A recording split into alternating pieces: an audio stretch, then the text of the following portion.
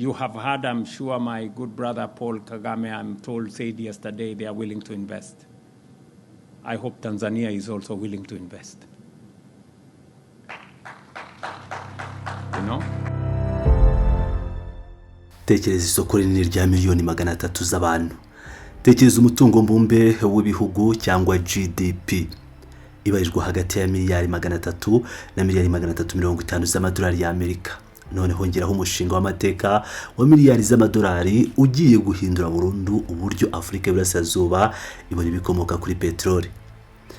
Ese mwaramutse neza abakunzi ba Pilot News TV. Uyu munsi tugiye kwinjira mu mizi ibiri kubera muri Tanzania. Ejo bundi aha Perezida Paul Kagame w'u Rwanda ndetse na Perezida William Samuel Ruto wa Kenya bagiriye inzinduko zikurikirana muri Tanzania. Ese ni diplomasi isanzwe cyangwa ndikirwaho ry'ihuriro rishya ry'ibihugu rigiye kwigarurira ubukungu bw'aka karere?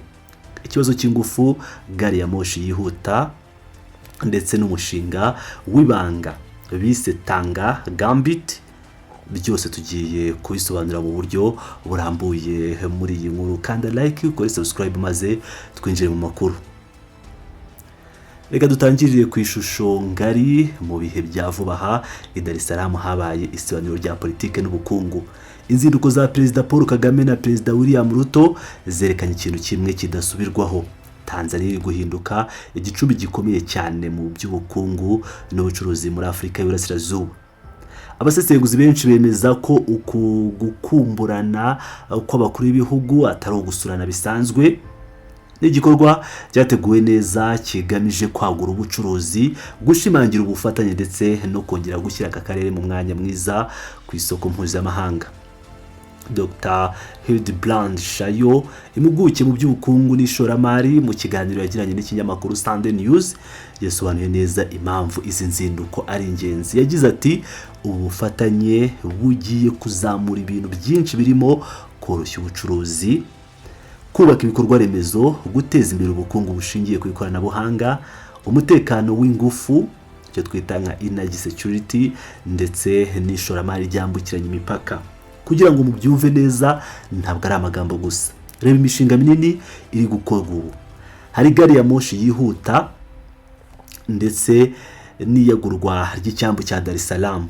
Ibikorwa remezo biri kugira Tanzania irembo rikomeye cyane ku bihugu bidakora ku nyanja nk'u Rwanda, Burundi, Uganda ndetse na Repubulika ya Demokarasi ya Kongo.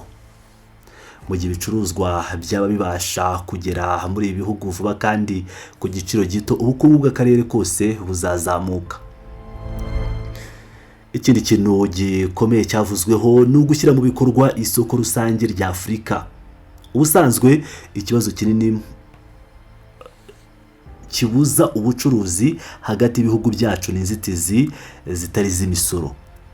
Ibi ni nko gutinda ku mipaka, amananiza mu byangombwa ndetse n'ibindi. Abasesenguzi nka Damas Kamara wo muri kaminuza ya Dar es Salaam bavuga ko inama z'aba perezida zigamije gusenya izo nzitizi burundu kugira ngo amasoko afunguke rwose mu muryango wa Afrika y'Iburasirazuba, ubwo navuga East African Community. Reka tuvuge imibare kuko yo nibeshya. Nkuko ubusesenguzi mu by'imari Kelvin Sangi abivuga, East Africa ntabwo ikiri udusoko duto dutatanye. Turi isoko ry'abantu barenga miliyoni 300 bafite GDP ingana na miliyari 300 kugeza kuri miliyari 350 z'amadolari. N'imbaraga zikomeye cyane. Reka mfate urugero rw'ubucuruzi hagati ya Tanzania na Kenya. Mu mwaka wa 2024 ubucuruzi bwageze kuri miliyoni 721 n'ibihumbi 300 by'amadolari y'Amerika.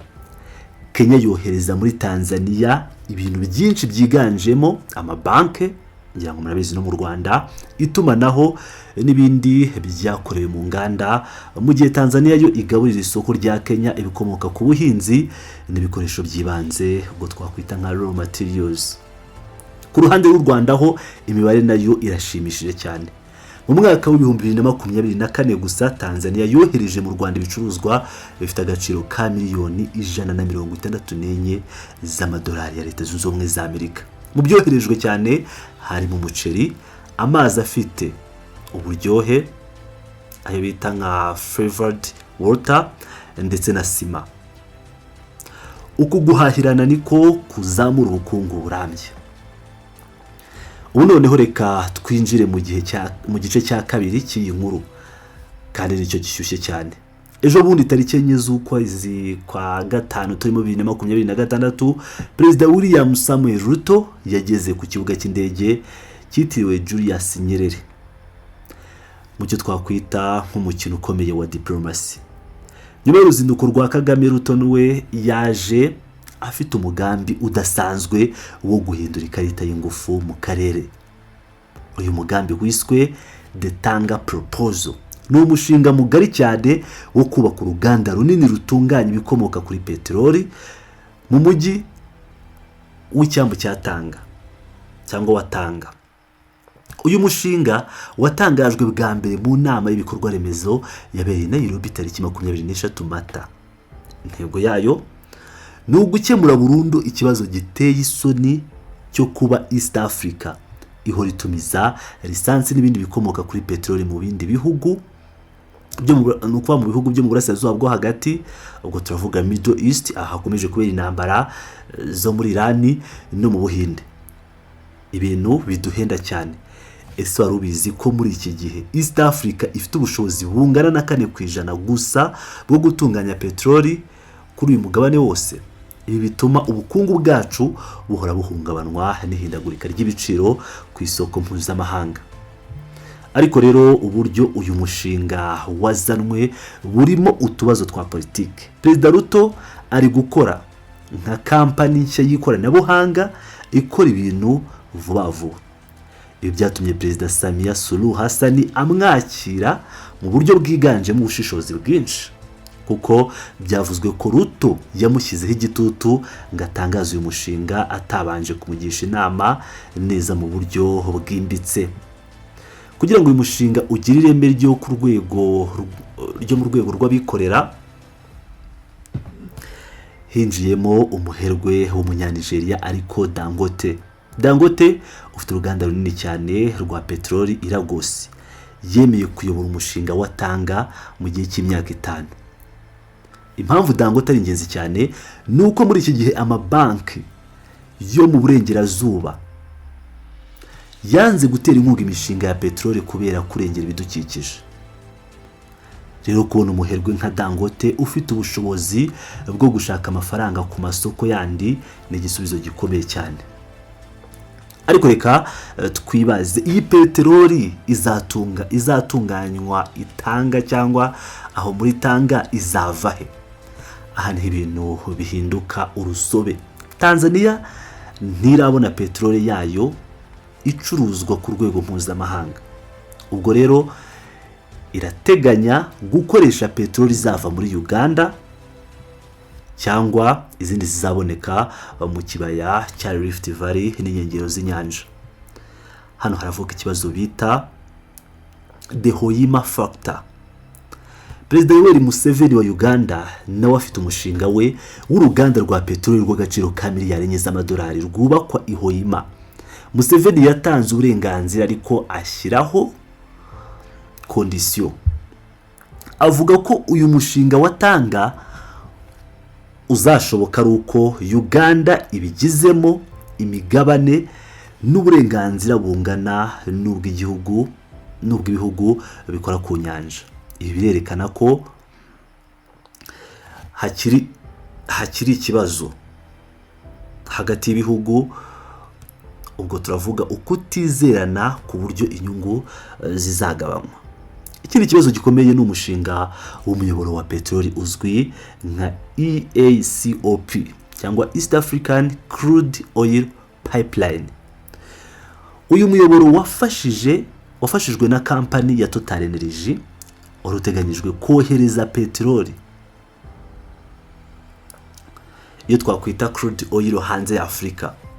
Ubu rero gufata iyo peteroli ukayerekeza mu ruganda rwa Tanga bishobora kwangiza amasezerano n'inyungu za Total Energy, bikaba byateza imanza ndende z'ubucuruzi n'isubirwamo ry'amasezerano.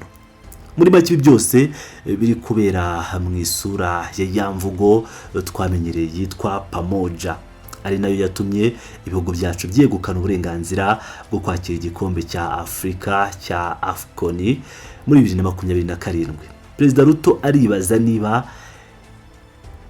izi mbaraga zashyizwe muri siporo zakoreshwa no mu guhuza ishoramari rikomeye ry'inganda.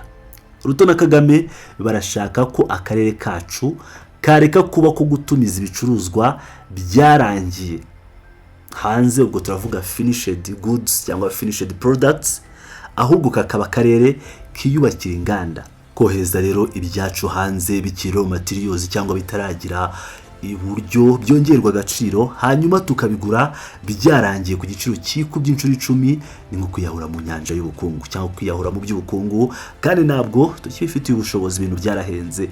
Mu mezi ari imbere rero tuzareba niba izi mande 3 zigizwe na Ruto, Kagame, Samia zizakomeza zigashyira mu bikorwa inzozi z'icyambu cyatanga gihinduka umutima w'inganda muri Afrika y'Iburasirazuba, cyangwa niba imyenda ishyari hagati y'ibihugu ndetse n'ibibazo bya tekiniki bizatuma uyu mushinga watanga upfa utaranatangira. Gusa ikigaragara cyo inkombe za Afrika y'Iburasirazuba ntizikiri inzira gusa y'ibicuruzwa bituruka hanze, zigiye guhinduka igicumbi cy'inganda niba abayobozi bacu bamenye gukorera hamwe. Mwakoze cyane gukurikirana iyi ncamake yimbitse ku byabaye mu rwego rw'ubukungu na politike muri Afrika y'Iburasirazuba. Wowe urabibona ute? Ese urabona uyu mushinga w'uruganda rwa petrole uzashoboka? Ndagusabye usiga igitekerezo cyawe aha hasi muri comment kugira ngo niwibagirwe gukanda subscribe. Nanone ngira ngo murabyibuka, niba utarayikora kanda subscribe kugira ngo utazajya ucikwa n'amakuru yacu ataha. Murabeho.